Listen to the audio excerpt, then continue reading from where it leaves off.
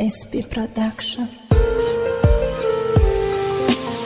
یاد سرکی و دیده گروپ سایتیمو وقتی خیچه خشم کشوخی کرده با عشقو یا پتزن خولگان ده همو جایی که دیدشه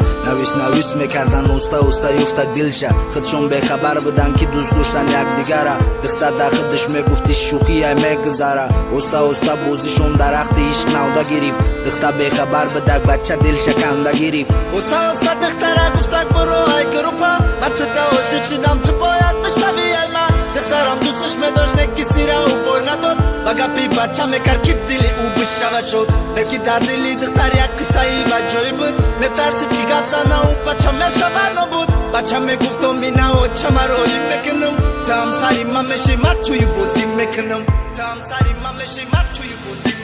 تنها تو جایی در دلم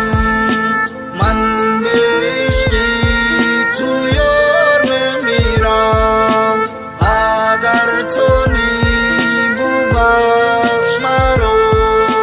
من در عشقی تو یار اسیرم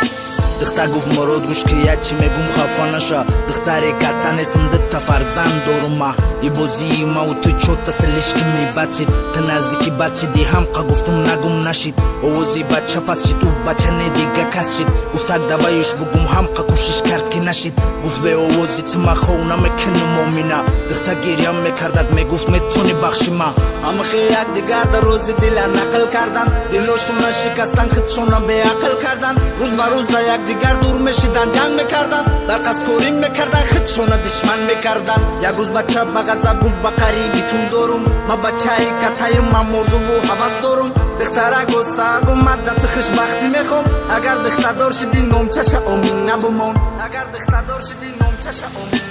تنها تو جایی در دلم